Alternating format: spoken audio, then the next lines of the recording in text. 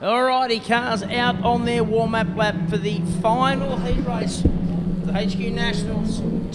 And out of pole position, car number 1, the defending champion, a 3 times champion from New South Wales, Brett Osborne. He's had a win and a second so far. Alongside him, car number 14 from Victoria, Andrew Magleton. And he managed to snag the lap record yesterday with a sensational lap. He'll start on the outside of the front row.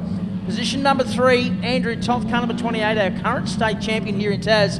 And he's been pretty solid all weekend. Alongside him, David Parsons, 65 years of age, had some health struggles. He's won Bathurst, he's raced all over the world. He's just been everywhere, done everything. And he'll start out of position number 4. Out of position number 5 from Queensland, car number 65, Joe Andriski. And alongside him, car number 74, Michael Woodbridge from WA.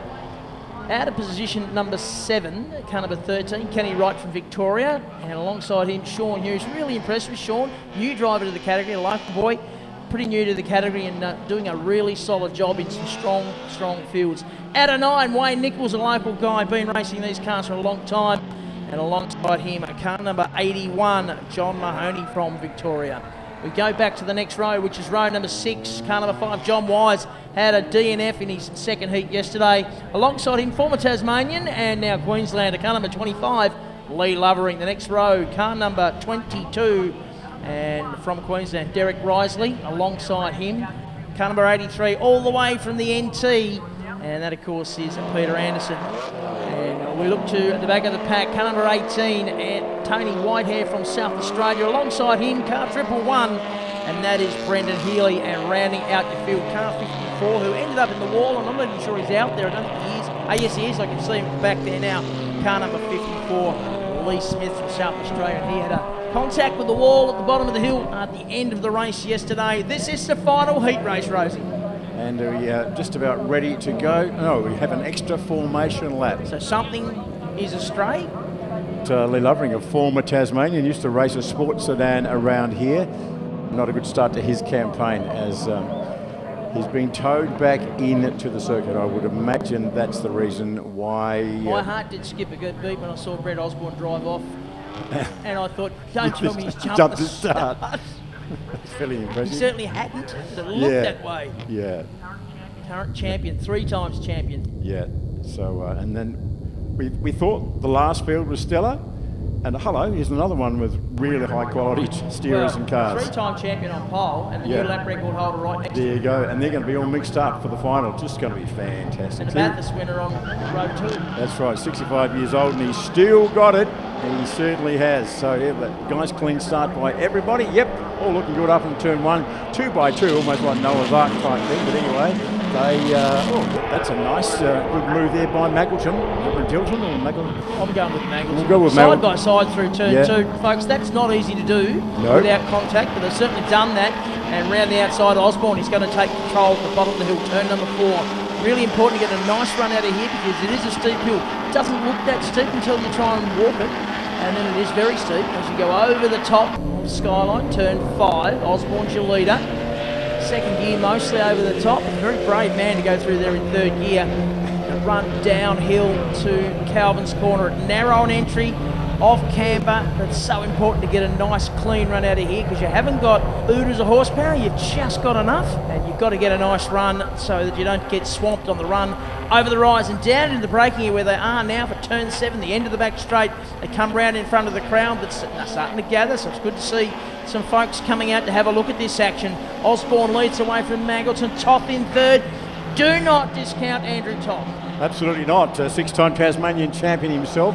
Went to the Big Island last year and had the time of his life. Very, very clever driver. He's a tall bloke, quiet man, but he knows how to get the best out of the old Kiwis. So we've had some strong Tasmanian representation in the previous heat, and Toth is probably the main man flying the flag for the Tasmanians in this one with a whole bunch of baying HQs behind him. But as we so often see in these one-mate classes, the cream rises to the top and the leading trio just easing away ever so slightly from the rest of the pack. So it's Osborne and Magleton and Toth, the leading trio. There they are. There's 100 metres back to 4th, 5th, 6th, etc.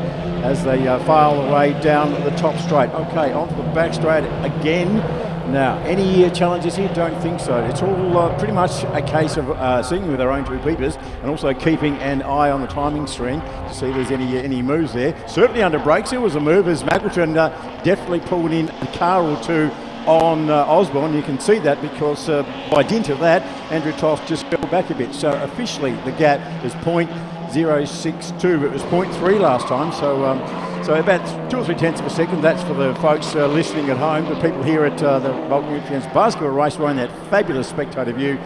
You can see for yourselves that it's all going on with HQs pretty much filling up turns 4, bottom of the hill, and just exiting turn 1. That's where the entirety of the field is. And the leading duo, they're just getting away from Toffee a bit. They are, and I've just been watching John Wise as well, another 3-time champion of this particular category. Started well back after DNF yesterday and has made his way forward. He's got himself up into position number 8, but he is moving forward. That's the number 5 machine, the Burson's Auto Part entry. And keep an eye on him because he's got a sister car being driven by David Parsons, who's a couple of spots up on him. Parsons currently sitting in 4th, I think it is. He's coming under pressure now from Joe Andriski from Queensland, who dives to the inside. You're going to be brave to outbrake David Parsons. Wow, that's ambitious. That's ambitious. Yeah, in any car on any circuit. A guy who's been on podiums at Sandown, which is happening today, and he's a Bathurst winner. So he's been there, done that, and he's done the odd lap of 6 in HQs and done very well in that as well. Done a couple laps around this place also. He has, yeah, back in the day. And his old man, mostly sideways, but anyway, he's keeping it mostly straight today, but they're under plenty of pressure from Andriski, another familiar name to HQ Holden Racing aficionados. But Skippy's made it the widest HQ going around at the moment. Swinging to the left is Andriski going up the hill. Not got enough to run. Is he going to brake really late, take a big breath and go down the inside? No, he doesn't. Well, he probably tried to do that, but Skippy was having absolutely none of that. Watch that, Skip. Yeah, exactly. I have raced against him, and he's not an easy man to race against, trust me. Yeah, well, he also was a teammate of Peter Block's for some time as well, so they know about and he comes from the North West Coast where John Bowers, known as the biggest rocket going around. John Wise has picked up another couple of spots, or at least one more spot. He went past here in 8th. Might do a 10 wrap, do you reckon, Strider? What, sorry? A top 10 wrap for our friends. We can do that. Let's have a look at them as they cross the line here now. It's Osborne from Maggleton. Tops is 3rd. Joe Andriski 4th. Ken Wright. Hang on, our monitor's changing. Osborne, Maggleton, Todd, Parsons, Andriski, Wright, Wise in 7th, Woodbridge in 8th. Sean Hughes, I'm so impressed with that young man in 9th, and Joe Mahoney in 10th. And here we are 4 laps in, and we have our race leader just exiting turn 6, top of the famous Baskerville Hill, and our last place car just coming out of turn 3 down through the S's. So about half a lap, bit under half a lap, covering the whole field at the moment. We're approaching the halfway mark. There's final heat for this morning before we mix all the grid up, and we have the cream absolutely rising to the top, and the best of the 2 heats points-wise will be all lining up on this capacity Baskerville Raceway grid. Fantastic to see a full grid. Been a while since that's happened. That'll be going on in a little while. Someone's headed off into the scrub. Got a big... And it's one of the Burson's Auto Parts cars. Is it Skippy? No, it's John Wise, and he's out there in the sand. He may or may not get out of there. He's got out of the sand and gone to the grass between the sand and the racetrack, the tyre wall. Look at that. Round of applause, folks, up there in spectator. And that's an HQ thing, yes. Well, I see that's experience. I see people clapping up there as well. But you can do that in an HQ. Couldn't do that in a little rolled RT4 or something, could you? He may have engaged the cross locks. He might have done. He's got the winter tread radials going on.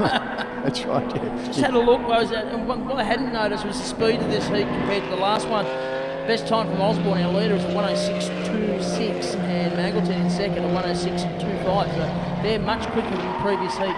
Now, are they quicker cars, or is the track evolving? Oh, well, probably the track evolving. Maybe a bit more pressure because Harrison wasn't under a lot of pressure in the last race. They didn't really have to push the car too much, as we see Lee Lovery coming back out. So whatever the problem was for the 25, it's no longer a problem. Maybe you forgot to go to the toilet. I don't know. And look at this battle here between Parsons and Andriski. It's on for young and old, and they're coming around to complete lap number 6. There's still plenty of time to go. This is bringing a 13 car of Ken Wright into the game, and also the 74 machine of Woodbridge. Ken Wright's got the best seat in the house at the moment. He's watching the antics of Andruski and Skippy Parsons ahead of him. That's quite entertaining. He's not under a real lot of pressure himself at the minute from Woodbridge. So Woodbridge is there or thereabouts, but he's not on the back. He's not on the back bar of Wright, so Wright having a good look at that dice. The dice we're talking about, folks, on the hill is the one going up the hill at the moment, led by the red, predominantly red car of Skippy Parsons and Andruski behind him. That's been a race-long dice and one certainly worth keeping an eye on. We'll go back to the front, check them out on the back straight. Similar sort of gap from first back to second. Still the main man with the one on the door for a reason. Well, have a look at this on the last lap, which was laps number 6. Osborne, a 106.13. 1/100th off the lap record he set yesterday. To my point, number one on the door, because the national champion, he's aiming to do all over again. I tell you what, he's going about it the right way by winning heats the way he does. And still this battle rages. The 65-year-old former Bathurst winner, David Skippy Parsons. Oh, bit of hip and shoulder there. Hang on to it, Davey. Whoa! He did. A bit of right hand down going on there, a bit of hoppy lock. I know what Mark Scaford has said. He was just escorted off. Yes, he was escorted off. Yes, escorted him off yes, the road. He was a pioneer there for a moment. He was. Yeah. You'd seem like really working the wheel on the opposite lock, and his eyes were getting wider, and you're thinking, well, that won't do his health any good. Actually, so the driving standards advisor's behind us, and he's just shaking his head. So it's racing. Rubbin's racing. Rubbin's racing. Anyway, that was funny though. Yeah, it was a bit of done about racing. For us, I'm not sure how funny Parsons. Oh no, well, his old man and him have been through there sideways 400 times. Well, I reckon. Old man had the biggest crash in history. Yes, I know, right there. I know, but they used to be very, very sideways through there. But that was by design, not by accident, like that one was. Closed in a lot here. He's right with our race leader as we've now got 2 laps to run. But has Brett come back clean or the other way around? Well, that lap alone, Osborne a 106.5, Magleton a 106.27, so nothing between them. The official gap is 0.41. Yeah, actually, well, Magleton actually did but go. But it's less than that. Look at him at the top of the He did go quick. I thought that maybe Osborne had rolled out a tad, but no, he was still keeping a reasonable pace. So it's Magleton's got racy in the last couple of laps. So has he saved a bit to last? We're about to find out. Look at the pace. Look at the speed of the leading duo. Look at them going through turn 5, and our last group of cars are just going through turn 1. So like these are all ostensibly the same cars in terms of their technical specs. But yeah, this is very, very different. You've got a smoky, and I'm not talking smoky in terms of fast necessarily, but a bit of smoke coming out of the back. One of the machines going through the S's. Has it stopped? Yes, it has. So it just maybe a bit of oil surge or something. Anyway, it's not. We'll keep an eye on it, but no big deal. We're on the run home almost. If it's oil smoke, it'll stop eventually. Yeah, that's true. Look at this. Ryder throw a blanco to them. 1 to go. One lap to run, and it's 5 seconds back to third. So it's a battle in 2. What did they do on that lap? It was a 106.8 versus a 106.7. Toth sits in third. He's 5.3 seconds back. Now here's a big challenge. I had a look at the top of the S's from Magleton. He's keen to put the test to Osborne. Osborne gets a car length. Magleton gets it back through turn 3. Now turn 4, bottom of the hill for the final time. Who gets a run out of here? Gee, I tell you what, that Osborne car came out of there beautifully. Picked up a car length as they climb up the steep little hill. Over the top of the hill now, turn number 5, Skyline. They got to get it nicely pointed downhill, and it is quite steep running down to Calvin's Corner. Turn number 6, there's only 6, 7 and 8 to run. Run out of here is going to be critical. The braking area at the end of this straight will be absolutely mega one, I would imagine. The thing is, Brett Osborne, he'll know that, and he'll do his very best to cover off over the rise. He'll probably go to driver's left. Does he? Magleton's not close enough to challenge. It's been a stellar last lap from our race leader, Brett Osborne. He's led for the whole way, and he's going to come out of turn 8. He will take out the final heat race. He has 2 from 3. Magleton for second, who's been really fast all weekend. Andrew Tott's going to come home in third. The battle for Andruski's 4th. Then it's Parsons, Ken Wright, and Woodridge, and you can throw a small handkerchief over that lot. So they cross the line now. Just never fail to provide action. Next through will be Sean Hughes, and a lot of history with this car. First owner, one Fred Krause, driven by Roger Hurd. Back in the day. Sean Kelly owned it for a while and won a Tassie Championship in it. And a very good morning to Sean Kelly. It's either here or listening at home. So still the back markers file through. Good that Lee Lovering got back out there from the point of view that A, you'll get some points, but B, the car's not terminal. Yeah, he's That's now fixed really whatever. important. He probably forgot to go to the toot. I don't know. Put fuel in it. Wipe his nose. I don't know. Probably forgot to put his phone on silent. Who knows? Yeah. Well, that's it. That's heat racing done. The next time we see them, she's on. It's on. It is on. Yeah. But the game changes again because we've gone from 6 laps to 10. The next jump is 10 laps to 20, so double what we've just seen.